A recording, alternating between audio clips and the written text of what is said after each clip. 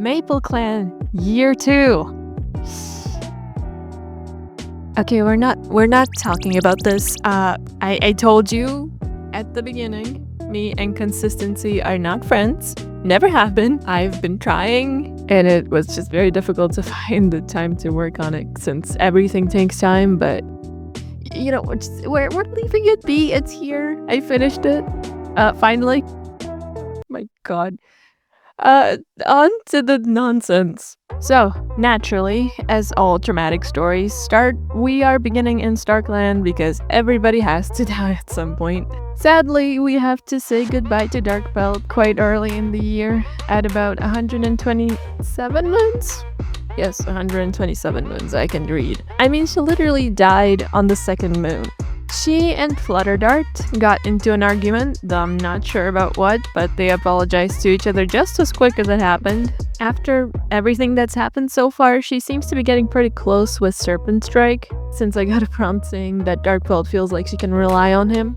She also kept doting on her son. Unfortunately, on the second moon, there was a small forest fire caused by a campfire, which Risa got trapped in, and Darkbelt ended up passing from her injuries after saving her. So naturally, it was sad, but also I was a little panicked because our clan was literally left without a medicine cat on literally the second moon. I mean, I hope she can finally relax, although I'm really sad for Scorchpaw. Also, I got a prompt saying she was judging Frostmore from StarClan, which made me laugh because honestly, considering the way she was side-eyeing the man ever since she got pregnant, I don't know. These grandmas really like to clown on this guy. God only knows why. Making this even sadder, the last death of the year was Risa at 88 moons. It comes as a surprise to nobody, but Maplestar was being an ass again at the beginning of the year because of course he was. Risa was crying, most likely because she was still struggling adjusting to the clan.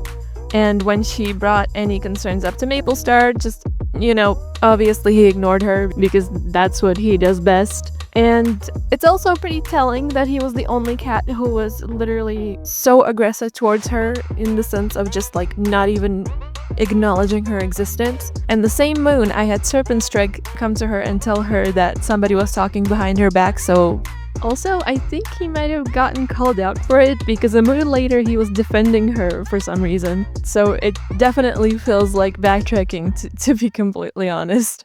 I wouldn't put it past him. She was getting pretty close with Ribbletail. I think he was the one cat that she actually fully trusted. And she did settle in a little bit better eventually. Her balance was definitely improving. She also let Wasp Whisker sleep in her nest one night. I don't know, I think she might have been trying to make him feel better since he was so stressed out finding a solution to their medicine cat problem. Sadly, she ended up suffering a heat stroke on moon 5 and passed on moon 6.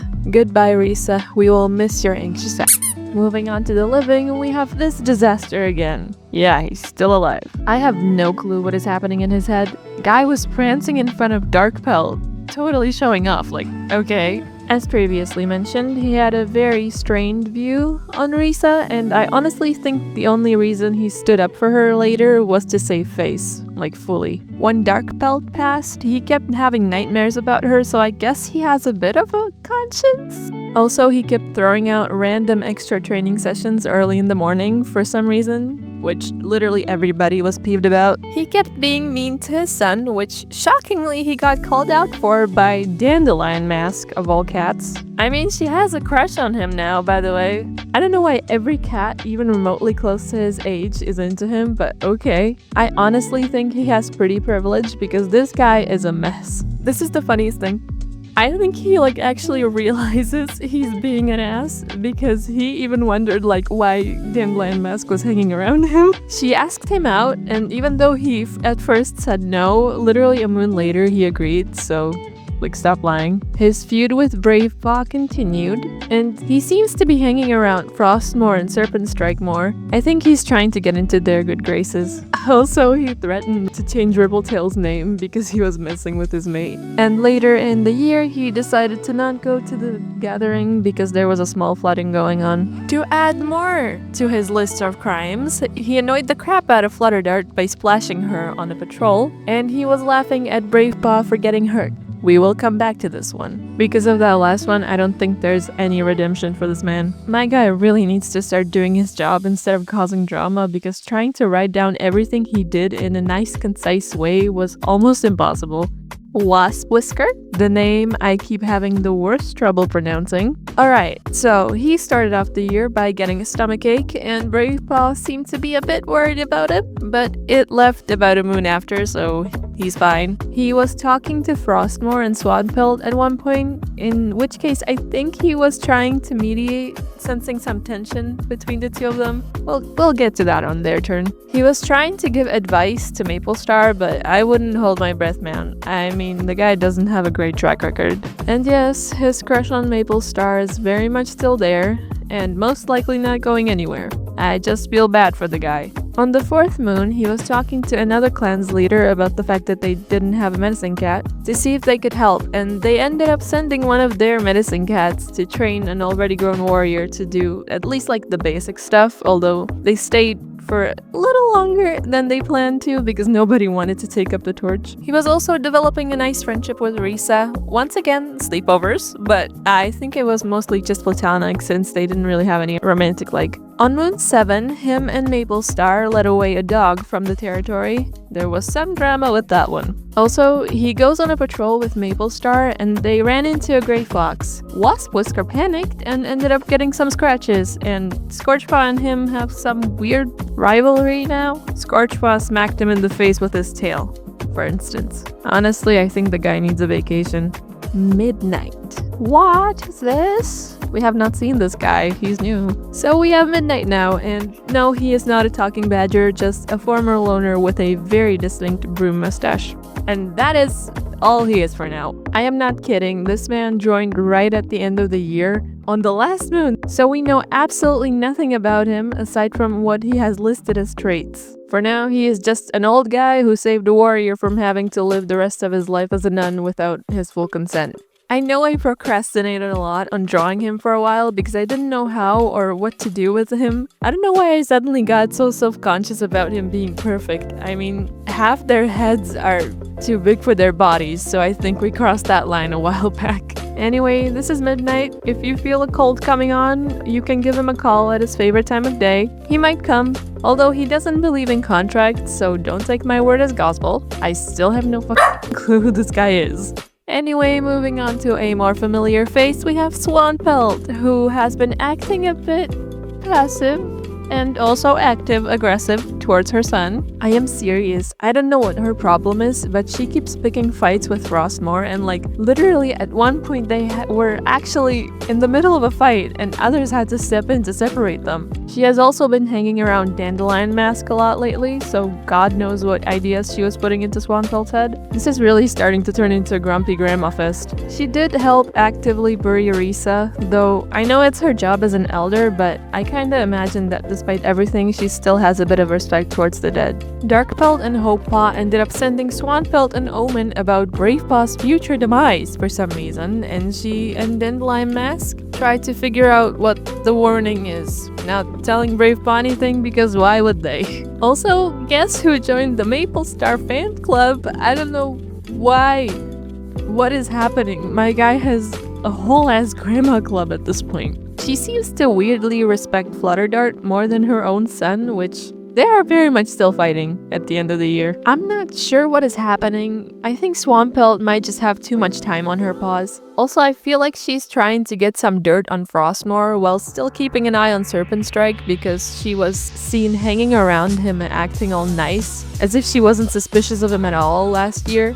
Speak of the devil. Beginning Frostmore section, him and Serpentstrike continued to become friends, and honestly Frostmore straightened out a bit in the past year. Yeah, he's still a bit cheeky, but I feel like he's gotten more responsible and he really has no idea why his mother acts the way she does. I had originally thought it was just her being a mom trying to encourage him to do better. Heavy quotes on that one, she was mean about it. But now it's starting to feel like some very strange attention-seeking behavior.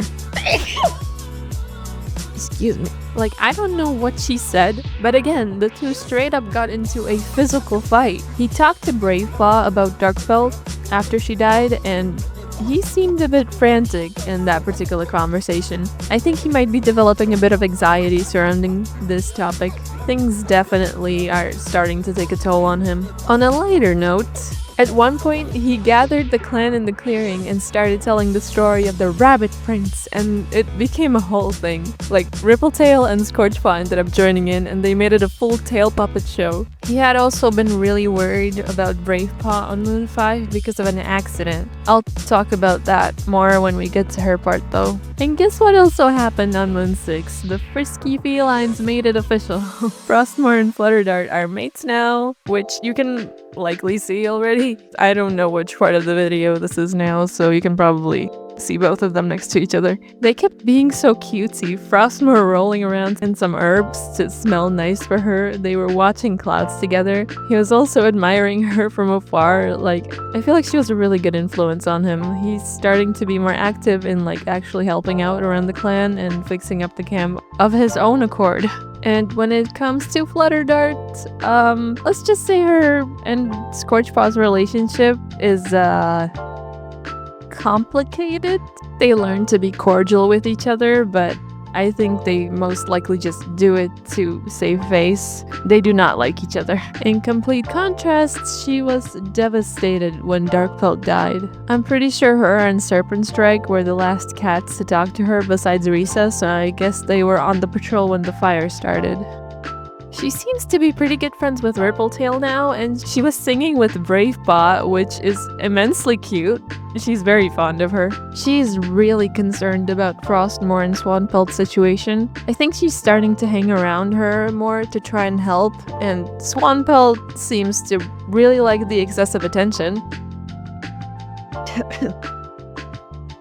Just saying. On Moon 5, she saved Dandelion Mask from choking. I think her strategy at this point is to just wear the old woman down. And it might be working because I think she's laying off a bit, short-lived though it is. She and Frostmore got stuck in a snowstorm together at one point, and unfortunately she got frostbitten. It took about 2 moons for her to recover, and though she is fine now, she does have a scar on her right back leg now. Sorry, foot.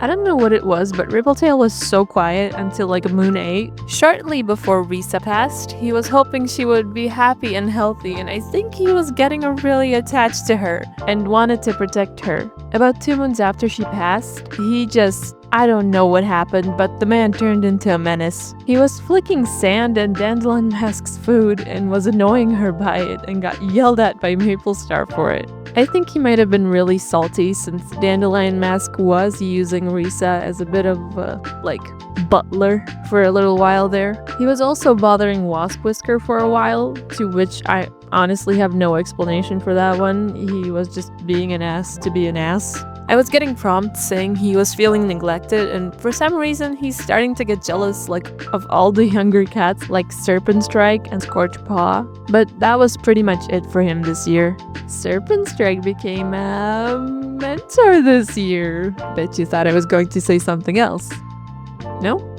Okay. I don't have that function on right now anyway, unless it was someone from the clan. He took shelter with Swanpelt in a storm, which I imagine was not too comfortable for him. And although I mentioned it already, he snitched on Maplestar to Risa. He was also quite upset about Darkpelt, but moreover, he was getting worried about Wasp Whisker with the giant workload he has been getting. He really got close with Frostmore. I think he kind of looks at him like an older brother / uncle type situation. He's also not been a huge fan of Maplestar this year, part of the reason why he's one of my favorites. At one point he was getting probed by Dandelion Mask about what happened when he was captured by people, but he just ignored her. When Bravepaw gets injured, he helps her get to the medicine cat den and tries to bandage her up as well as he can. They both gag from the stinky herbs while he's doing so. Also, Scorchpaw is there too, and they laugh about how elder leaves are used to ease elders' pain.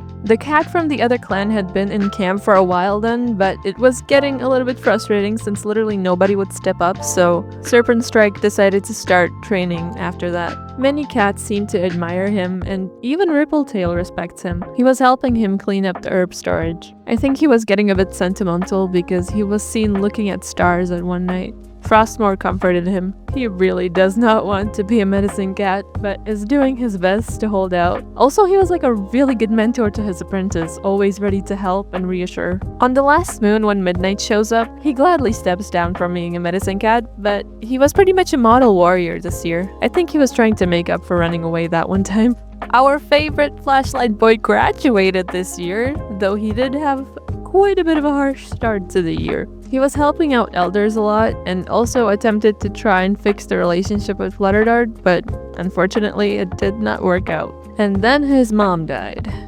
Boy had it rough, especially since his dad continued to be a massive He started looking up to Serpentstrike as a role model at one point, and he has gotten really attached to him. Also, he apparently saw Frostmore fumble with some branches while fixing up the camp multiple times, so he believes the situation with Swampelt is affecting him more than he leads on. Him and Flutterdart go on a patrol together, and he fails to catch a mouse and lands in a pile of mud. I don't know why Flutterdart only ever gets frustrated with him. I think that might be part of the reason why Scorchpaw got a bit of a Swiftpaw complex and wanted to prove himself. While out with Bravepaw hunting, they stumbled across a dog walking around the territory and decided to chase it away. And let's say Scorchpaw was definitely panicking. Although he was scared, he scratched the dog's nose and tried to lead it away from Bravepaw while trying to make as much noise as possible so other cats could hear them and come help. He was feeling really guilty after that and ended up spending a lot of time in the medicine cat den with Bravepaw. Frostmore seemed really worried about him. After that, he was kept in camp for a while, being told he had to help the elders as punishment and clean out their bedding. He was trying to connect with his dad, but Maplestar just kept shutting him out. Going back to his graduation, he was named Scorchbuzz, and he was honored for his empathy. He seems to be developing a bit of a crush on Bravepaw, since I got prompts saying that he thinks she smells nice and that she's kind. At the end of the year, when she graduated, he congratulated her and gave her some catmint. Going back to the Wasp Whisker situation, he seems to be noticing some strange jealousy coming from him, since he's been acting really bratty towards him. He also feels very confused and slightly weirded out when Dandelion Mask tries to bond with him, but doesn't do much about it. I mean, he's nice to her. Bravepaw! She was apprenticed at the beginning of the year under Serpentstrike, and on her first patrol, she catches him off guard by fighting him really fast and fighting him off. She also fought off some rats, though she ended up with a torn pelt, and for some reason Dandelion Mask seems to be hanging around her a lot. All things considered, she's really trying her best, but her beef with Maplestar keeps going. I swear these two argue like every other week. During the dog chase, she ended up getting cornered, and the dog ended up getting a really bad swipe at her face before Scorchpaw runs in and leads him away. Shortly after, him and Serpentstrike got to her and hurriedly carried her to the clan. Unfortunately, she ended up getting bright-hearted, though she still has her eye, but she can't really see anything from it. Thankfully, she recovered about 2 moons later, but she is left with a big scar across her face. She also doesn't really blame Scorchbuzz for it because she agreed to chase the dog away. After she recovered, her and Rippletail managed to catch an octopus, so I think with some practice she should be fine. She's also really grateful to Serpentstrike for being quite frankly an amazing mentor. She's getting really interested in herbs, but she's worried that it will impede on her as a warrior, and he reassures her. Also, she doesn't really have a crush on anyone, regardless of how things might seem, so this is very much still an unknown sitch. She graduated at 15 moons, and she was renamed Brave Whistle and honored for her friendliness, which feels a little sarcastic on Maplestar's part. Also, this douche is clowning on her for getting injured. This man seriously needs an intervention, please. And also, to mention her coat real quick, I had no idea it was going to look like that. There was no indication when she was a baby. I was honestly shocked when it jumped at my face, but I kind of love it. And ending off the year with the drama queen herself. Again, we have this woman. I think she was feeling a bit restless this year when she was like fully trying to mentor Brave Paw and naturally continue to pester Flutter Dart. And again, she seems to have formed a pact of grandmothers with Swanfeld, and I imagine they gossip about the younger cats together and complain. She interrogated Serpent Strike that one time, and the calling out of Maple Star happened before they got together, so I think she was already like, I don't know. Some of these cats are very confusing. She kept bothering Risa, only Risa, to bring her things. No one else, just Risa. Because why not? She's easy to control, I guess. Then Flutter Dart saved her life by saving her from choking, so she kind of stopped being a little bit of a jerk after that, but as mentioned previously, it did not last long. When she asked Maple Star out the first time and got rejected, I think that was a bit of a trigger for her to start being a bitch again, because anytime Flutter Dart even breathed the same air as him, Dandelion Mask would get jealous. Also, she thinks his fur is soft, just so you know. And about a moon later, they got together, so I don't know, it feels a little dangerous having two characters like this in cahoots, especially when one of them is the freaking leader. I think she's developing a bit of a superiority complex because after gatherings, she walks around the group, bothering everybody about speeding up and not dragging the group back in a very obnoxious way. She was really annoyed with Tail for the stunt he pulled. Also, I think she might be developing at least like a tiny bit of remorse for Frostmore because she literally saw him crying after an argument with his mother. So I think she's not a full monster. I don't know. Considering that and the way she treated Scorchbuzz, I think Dandelion Mask might be somewhere in limbo between chaotic neutral and chaotic evil. I genuinely cannot read this woman. And that was year 2. I know it took a very long time. I was trying to make them look nice, but also I was absolutely procrastinating and I had so much work with school and I was just trying to keep up. I cannot guarantee there will be year 3. Maybe we'll get to it. We'll see. But if so, it's probably also going to take a hot minute. I will try to stay active, maybe with other stuff. We'll see what I come up with. But yeah, this is something that is very much on the fence if it will come back or not. But if you want to see more, please let me know. I would absolutely do it again, although it will probably take a lot more time since I'm expecting that like next year there's absolutely going to be like kittens or something and it's just going to be so many cats to draw. But I would. It's not dead. So I don't know. Like, subscribe, comment. I mean, like, that's the most direct way of letting me know if you want to see more of them. And don't walk alone at night. People be creepy. Bye-bye.